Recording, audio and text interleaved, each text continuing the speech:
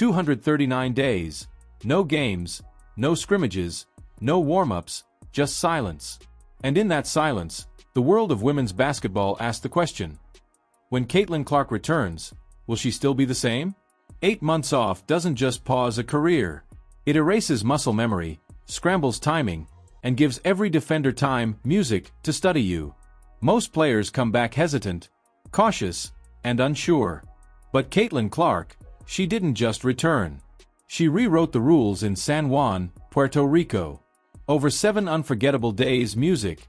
In March 2026, she didn't make a comeback. She demolished records, shattered expectations, music, and left the sports world asking a new question. Has anyone ever come back like that? Today, we break music down exactly how she did it. Every move, every play, every moment that proves Caitlin Clark isn't just a player. She's a phenomenon. Unstoppable court return. Let us set the scene properly because the context matters. It is March 11th, 2026. The FIBA Women's World Cup qualifying tournament is underway in San Juan, Puerto Rico. Look at that! Telegraph pass, and Yamamoto read it, goes in for the layup. Team USA is opening against Senegal, and the coaching staff under head coach Kara Lawson has made a deliberate decision. Clark is not starting. She is coming off the bench. The reasoning is careful and measured. Lawson said publicly that she was in fact in finding mode, that the rotation would music change game to game, and that nobody's role was set in stone. Fair enough, but the subtext, music, was obvious. Clark had been away for 239 days dealing with a cascade of lower body injuries that had limited her to just 13 games during the 2025 WNBA season. Quad strain, groin injury, and one nagging problem stacking on top of another until the fever finally shut her down in July. The coaching staff was treating her return like something fragile, something to be managed with caution and patience. Clark herself was not feeling cautious at all. Before the game, she told reporters something that, music, perfectly captures who she is as a competitor. She said, "I thought I was going to be anxious, but I was just excited. That's it. Not nervous, not tentative, not worried about how her body would respond or whether her shot would be there. Just excited like a kid who had been grounded for 8 months and was finally allowed back outside to play." And then she checked in midway through the first quarter, and something in the building shifted immediately. It's your reset timeout, Pat. Yep, so Atlanta. Her very first offensive possession in a Team USA jersey. She ran a pick and roll with Monique Billings, read the defense in a fraction of a second, and delivered a bounce pass into Billings' hands for an easy music layup through contact. 3 possessions later, she had 3 assists on 3 consecutive plays. A bounce pass to Billings, music, cutting down low. A chest pass to Kelsey Plum, waiting on the three-point arc for a catch and shoot. Another bounce pass to Billings in transition. The rust narrative that everyone had prepared for died somewhere around the 4-minute music mark of the first quarter. With about 90 seconds left in the period, Clark launched her first shot of the night. Another long, a three-pointer that rattled all the way around the rim, popped up, and finally dropped through. Her first bucket in 239 days. And from that moment forward, the floodgates were open. She played 19 minutes. 19. In those 19 music minutes, she put up 17 points on 4 or 5 shots, all threes, went a perfect 5 for 5 from the free throw line, music, and dished out 12 assists with 0 turnovers. Let me say that again because the numbers deserve to be repeated slowly. 12 assists, 0 turnovers in her first competitive basketball game in 8 months, in 19 minutes off the bench. Those 12 music assists were the second most ever recorded in a single FIBA World Cup qualifying game in history, trailing only Su Music Wong of China, who had 15 back in 2022 and needed a full music game to do it. Clark did it in half. She personally accounted for 38 points. Music, nearly as many as Senegal scored as an entire team, and set up 7 different teammates. Billings 4 times, Ryan Howard 3 times, plus Plum, Kiki Arifin, Paige Boopers, Angel Ree, and Kalia Copper. After the game, she told the media, "More than anything, it makes me happy that I'm super sweaty right now and I got to play basketball." That is not a PR answer. That is someone who genuinely loved this game and felt it get ripped away. Cheering. And the joy of having it back was written all over her face. Record-shattering, music, debut. Here is where it gets genuinely absurd because those 19 minutes against Senegal music, did not just produce a nice debut stat line. They produced a cascade of music records that have been sitting in the books for years, and Clark erased them all in a single sitting while the coaching staff was still in what Cara Lawson called fact-finding music mode. Let us walk through them because the scope of what happened in that 110-46 blowout deserves to be understood in full, and the real-world context makes it even more staggering. Start with the assists. Her 12 dimes were the second most ever recorded in a single FIBA Women's World Cup qualifying game in the entire history of the competition. The only player who had ever put up more was China's Su Wang, who had 15 back in 2022. Music. And Wang needed a full game with starter minutes to get there. Clark did 12 off the bench in 19 minutes in her first competitive action in 8 months. FIA's own official recap after the game highlighted the achievement, noting that Clark had delivered the second most dimes by any player in competition music history. And she did not just pile up assists randomly. She set up 7 different teammates. Monique Billings 4 times, Ryan Howard 3 times, plus individual assists to Kelsey Plum, Kiki Irifan, Paige Buchers, Music Angel Reese, and Kalia Copper. That is not a player forcing the ball to one option. That is a player who sees the entire music floor and makes the right read every single time, marveling at her ability to find her teammates and not just find them. Those 12 assists were also the most ever recorded in music by any player making their senior national team debut for Team USA, men or women, not just women's basketball. The entire history of USA Basketball's senior program. And it was not just a USA record either. Her 12 assists were the most by any player making their senior debut for any music country in FIA competition, any nation, any era. She also posted the most assists by any bench player in FIA qualifying history music, across all tournaments and all countries. Bench players do not produce numbers like this. They never have. The previous records by USA players in full qualifying tournaments tell the story. Chelsea Gray had 22 assists across 3 games in 2020. Jewel Lloyd had 15 across 3 games that same year. And Kelsey Plum had 14 across 3 games in 2024. Clark had 12 in 1 game in 19 minutes from the bench. After one night of basketball, she was already closing in on marks that established veterans had needed entire music tournaments to set. Never know, I can't read her lips. Then there is the first half number that really makes your brain short-circuit. In the first half alone, Clark had 8 assists with 0 turnovers. 8 and 0. That was the highest first-half assist music total in any FIA qualifying game ever played. And the 0 turnovers music part is what separates this from a hot streak and makes it something closer to a masterclass. Most point guards never reach that level of decision-making efficiency, music, in their prime with months of rhythm and reps behind them. Clark achieved it in her first-half music, back from an 8-month injury layoff in a jersey she had never worn in a competitive game before. And Caitlin Clark struggling right there, and you hate to see that. Yep, hopefully that is not something major for one of those true superstars in the game. Running an offense, she had barely practiced music with these teammates. After the game, she told reporters with that matter-of-fact honesty music is known for. I think I was just trying to get everybody else involved. That's what I can kind of bring to this team. Getting easy shots for everybody else. That's what I take a lot of pride in. Records 6 and 7 arrive together, and they are the ones that really hit you. She posted the fastest double-double music in a Team USA debut in history. 17 points and 12 assists before the music 19-minute mark. And she became the only player ever, man or woman, from any country, to record a double-double in their very first senior national team debut game under FIA.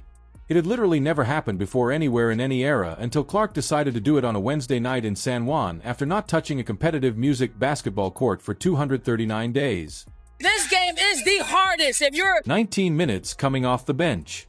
And that was just game 1 of 5, from bench to dominance. So, here's the part that makes this story music even more fascinating. Because what happened after the Senegal game was not a coronation. It was a coaching experiment that tested Clark's patience and ultimately proved her point in the most emphatic way possible. After breaking 7 records in her debut, Clark stayed on the bench. The coaching philosophy going music into the tournament was about spreading the load. Everybody's shining. No single star. Music, rotation first. Lawson and her staff, including Fever head coach Stephanie White, serving as an assistant, and Ari, were cycling through combinations, testing chemistry, and try to figure out what this roster looked like when different pieces fit together. That is a perfectly reasonable approach for a team that had just assembled and had never played music together before. Record from 2017. But the numbers kept music telling a story that was hard to ignore. While Clark was coming off the bench in 4 of the 5 games, she led Team USA Music in points, assists, plus-minus, efficiency, and free throws across the entire tournament, all 5 categories from the bench. And she did not just lead her own team. She led the entire music qualifying field. Every country, every player, every game. Clark's efficiency rating of 14.6 music was the best in the tournament, and her 6.4 assists per game led everyone. She was outperforming music, the structure around her, by producing numbers that starters with twice her minutes could not match. The Italy game in particular is where the picture became crystal clear. Game 3, Clark played 22 minutes off the bench music and posted 12 points and 5 assists. Her plus-minus was plus 27. Music. That was not just the best number on Team USA that night. Probing. It was the highest plus music minus any player across every single country in the entire 2026 FIBA qualifying tournament. Every team, every game, every player in the field, Clark coming off the bench put up a number nobody else in the whole competition could touch. And it was during this game that assistant coach Nate Tibbetts started adjusting things. He moved Clark into the starting 5, built a 3-guard lineup around her and Paige Buchers, and music added Kelsey Plum to the mix. Westwin let the offense actually run through Clark's playmaking. The result was immediate. Team USA won by 34 points, and music. The difference in how they played was visible to anyone watching. Faster, more fluid, harder to guard. The ball moved with a purpose it had not had in the first 2 games. And scoring music, chances multiplied because defenses simply could not keep up with the pace and spacing Clark created. Clark has it, get ahead, Marshall in for 2. Tibbetts later acknowledged that the earlier approach music had not been the right call. That running a pace and space system built around Clark's vision was clearly the way to go. That is a significant admission from a coaching staff, and it underscores something important about what Clark was doing all tournament long. The record music she broke while coming off the bench happened despite the system she was playing in, not because of it. She was exceeding the role she was given every single night. And when the coaching staff finally caught up to what she had been demonstrating music from minute 1, Team USA transformed into a team that looked genuinely unguardable. And here is the human side of that story, the part that does not show up in any stat sheet. Clark had been away for 239 days. Music. She had dealt with injury after injury during her sophomore WNBA season, each one stacking on top of the last, music. After going down. Each one stealing a little more of the year she had been building toward. She watched her feverish teammates make a playoff run without her. She missed All-Star Weekend in her home city of Indianapolis. She spent months doing rehab work while the game she loves played on without her. And then she finally gets healthy. Finally earns her way onto the senior national team roster. Hunter and the coaching music staff say, "We are going to bring you off the bench and manage your minutes carefully." A lesser competitor would have sulked. A lesser competitor would have let frustration creep into her game, forced shots to prove a point, and played outside the system to show everyone they were wrong. Clark did none of that. She accepted her role, played within the structure, and produced at a level so extraordinary that the structure had to change to accommodate her. That is not just talent. That is maturity.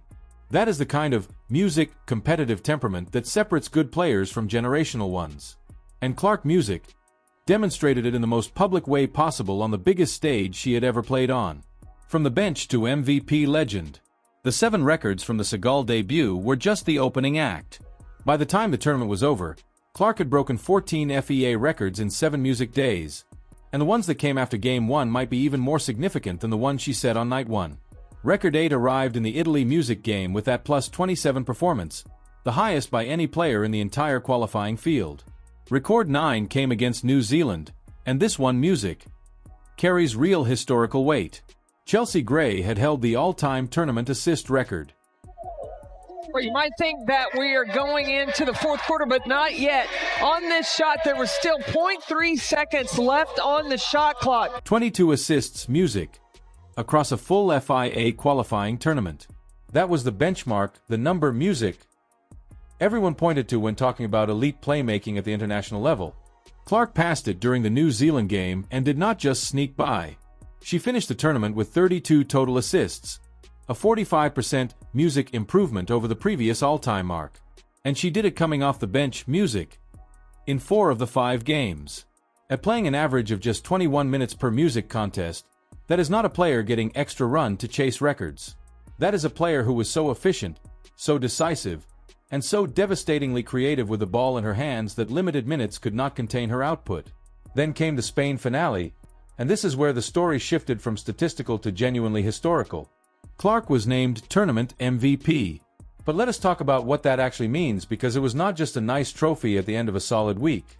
Record 10. She became the youngest player in FIA qualifying tournament history to win MVP. Youngest ever. Full stop. At 24 years old in her very first senior international tournament, she took home an award that typically goes to established music veterans who have been doing this for years. To record 11, she became the first MVP by any player making their senior national music team debut for Team USA. In the entire history of the USA basketball senior national team program, nobody had ever won tournament MVP in the same tournament as their music debut. Clark did it in her first 7 days wearing that jersey. Record 12 goes even wider. She became the first MVP by any player making their senior national team debut across all countries. Every nation competing under FIA goes back as far as these records exist, and nobody had ever gone from debut to MVP in the same tournament until Clark. Record 13 is the one that really puts everything in perspective. Clark steps behind the screen and hits. First MVP by any player who spent most of the tournament coming off music, the bench. MVPs come from starters, from players logging heavy minutes in prominent roles. Clark won it while being used as a reserve in 4 out of 5 games. She won the most prestigious individual award in the tournament while the coaching staff was still figuring out where to put her. And then there is record 14. And this one is not a basketball stat at all. The tournament set a TV viewership record for any FIA qualifying event ever held. The largest audience ever assembled music for this type of competition tuned in. And there is no mystery about who they were tuning in to see. That is not a box score number. That is a cultural moment, and it tells you music. Exactly where women's basketball sits right now and who is driving it there. Blueprint for music dominance. So, what does all of this actually mean going forward? Because Puerto Rico was not just a highlight reel in a trophy case. It was a live demonstration, a proof of concept broadcast music, to millions of people of exactly what happens when the system is built around Caitlin Clark's vision and playmaking. When Tibbetts put Clark and Buchers together in a 3G lineup with Kelsey Plum, Team USA became a different animal. Clark is reading defenses and finding Buchers off screens. Boer scored 16 points music against Puerto Rico and a team-leading effort against multiple opponents. The two of them were moving the ball so fast music that defenses could not rotate in time. It is a system that punishes slow closeouts and rewards music quick decisions. And that is exactly what Clark does better than almost anyone on the planet right now. For Indiana Fever fans, the implications are enormous.